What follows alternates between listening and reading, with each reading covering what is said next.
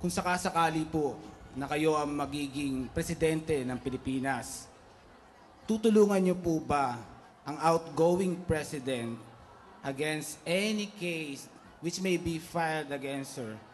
Kasi sa alam naman po natin, maraming unresolved issue ang hindi sinagot ng outgoing administration.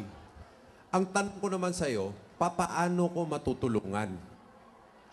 Paano i-impluensyahan ko ang isang huwes, i-impluensyahan ko ang prosecutor, tapos ikakanta din ako pagkatapos?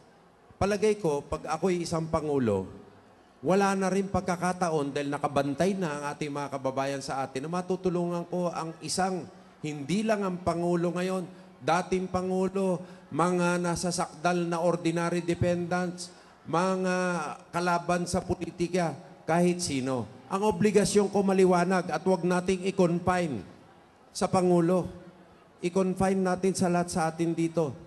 Ke pro-prosecution, ke pro-defense. Dapat ba akong makialam sa kaso ng isang mamamayan?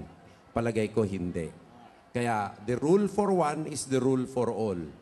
So, hindi ako pwedeng makialam.